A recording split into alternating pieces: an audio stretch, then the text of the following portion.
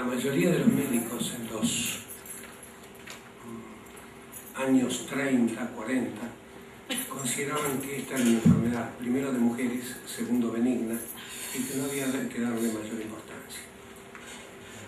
La importancia se la daba el paciente, a tal punto que ese fue uno de los puntos clave para que se originaran clubes de migrañosos en el mundo a partir de Inglaterra.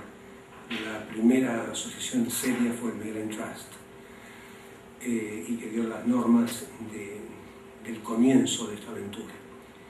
Pero he aquí que la migraña per se, en este momento, después de muchos años, ya no es considerada tan benigna. La gente que trabaja en dolor se ha dado cuenta que hay muchas migrañas, que hay un grupo de migrañas que remite, hay otro grupo de migrañas que permanece como están, con más o menos la misma frecuencia, y hay otro grupo de migrañas que empeora. Este asunto de que la menopausia calma las migrañas es una cuestión generalizada que en general ocurre, pero hay un grupo de mujeres que tiene más dolor después de menopausia o asocia otro dolor de cabeza. Cuando los episodios migrañosos ocurren con una frecuencia elevada, eso puede dar lugar a una subcategoría de migrañas, a una complicación que se llama migraña crónica. En general, la migraña crónica va asociada, entre comillas, a un abuso de analgésicos u de otras medicaciones. Cuando uno está seguro de eso, ese paciente sale de lo que es el concepto de migraña crónica y pertenece al grupo de cefaleas o migrañas por abuso, que es una siglita en inglés que realmente las categoriza, en donde realmente la medicación tiene mucho que ver con este tipo de síntomas en aumento de frecuencia, en intensidad, etcétera, etcétera, y empeoría de calidad de vida. Las migrañas que evolucionan, aquellas que realmente empeoran sin llegar a tener consumo importante de drogas, ese grupo de migrañas está ahora bajo la atención del grupo de neurólogos que realmente nos dedicamos a esto. Porque en ese grupo de migrañas es donde se observan pequeños cambios vasculares que no sabemos todavía si retroceden en el curso del tiempo o permanecen tal cual. Por eso que la migraña en sí misma puede no llegar a ser tan benigna y hay que darle una importancia realmente grande desde el punto de vista del paciente, de la comunidad, y tiene esto mucho que ver con la calidad de vida. Antes de llegar a categorizar un paciente con migraña, es decir, tiene una migraña, en general se adoptan ciertos criterios que la Internacional del Dolor de Cabeza, la sociedad, ha expresado de una forma no tan clara, pero que ha señalado un camino. Hay que tener por lo menos 5 episodios de las mismas características. El asunto es que en esta definición no se dice si en un día, en un mes, en 15 días o en un año. Pero más o menos ese es el norte que toma la clasificación. ¿Por qué?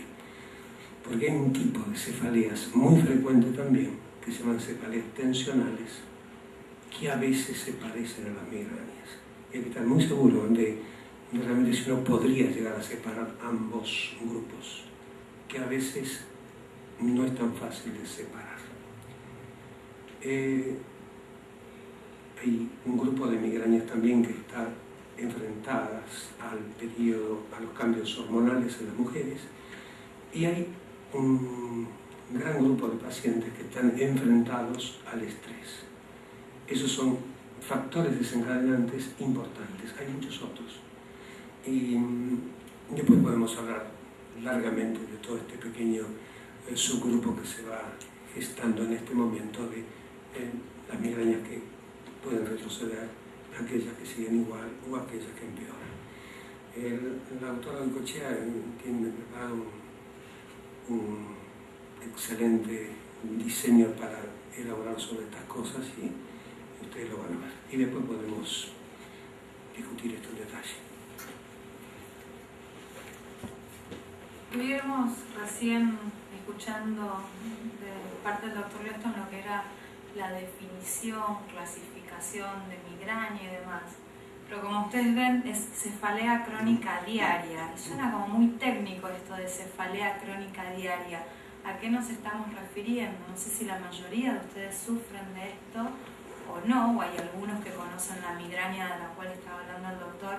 Este es un tipo de dolor de cabeza que figura dentro de la clasificación, ¿sí?, de la Sociedad Internacional de Cefalea. Imagínense que hubo que poner de acuerdo a una gran cantidad de médicos para definir criterios. Esto no es que se nos ocurre a nosotros, sino que los criterios tienen que ver con saber qué siente el paciente. Y por eso es importante el relato que ustedes nos hacen en el consultorio, de cómo es el dolor, cuánto duele, cómo duele. No es que queremos torturarlos con las preguntas, sino que en base a lo que ustedes nos dicen, nosotros hacemos el diagnóstico. Después vendrán los estudios complementarios que utilizamos, si hace falta imágenes, análisis de sangre, pero el diagnóstico, ¿sí?, los criterios que se aplican en la clasificación internacional siguen siendo criterios clínicos, basados en lo que afirma el paciente. Cuando hablamos de cefalea, recién estábamos hablando que es el dolor que está localizado en la cabeza. Ahora, ¿ustedes tienen idea a qué nos referimos cuando hablamos de crónico? ¿O qué queremos decir cuando algo es diario? ¿Se dan una idea que, no sé, tienen alguna idea de lo que queremos decir con eso, con crónico? ¿Qué se imaginan que puede ser? Según lo que ustedes opinan, esto es libre, es algo que permanece en el tiempo, ¿sí?, que se presenta en cualquier enfermedad. En el caso del padecimiento del dolor de cabeza, nos referimos a un dolor de cabeza que permanece sobre todo más allá de 3 meses. Después vendrá qué tan frecuente en estos 3 meses. Si es con una frecuencia de todos los días, si es de 2 veces a la semana que le duele la cabeza, si es una vez cada 10 días, pero eso es la frecuencia. Cuando nos referimos a algo crónico, estamos hablando de la evolución del dolor. No hablamos de un dolor que apareció ayer, eso no es crónico, es algo agudo, es algo del momento. Entonces, primera pauta para tener en cuenta este dolor de cabeza es un dolor de cabeza que se mantiene en el tiempo, que viene evolucionando en el tiempo que está. Y después la frecuencia. En el caso de la frecuencia, esto ahí abajo tienen un calendario. Si más de uno de ustedes consulta en clínica de dolor, verán que les damos un papelito para que vayan llenando, o si no les decimos con el calendario que tienen en casa, marquen los días que le duele la cabeza.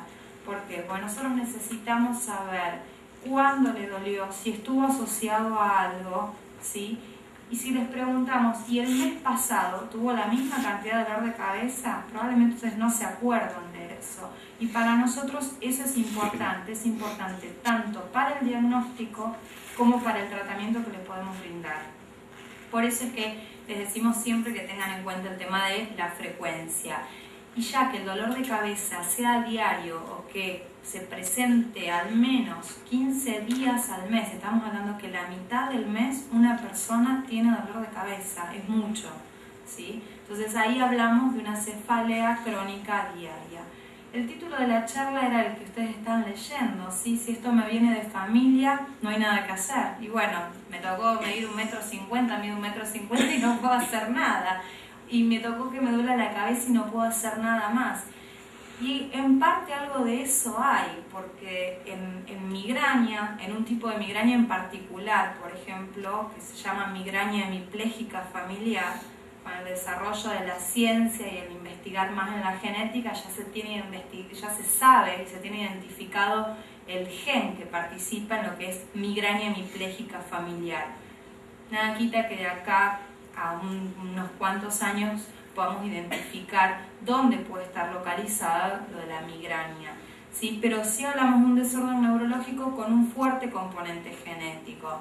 Por eso también en la consulta preguntamos, ¿alguien en la familia, su padre, su madre, hermanos, tienen dolor de cabeza? Esto no implica que si mi mamá o mi papá tiene dolor de cabeza, sí o sí lo voy a tener, sino que aumenta la posibilidad de que tenga esta alteración o que padezca de estos dolores.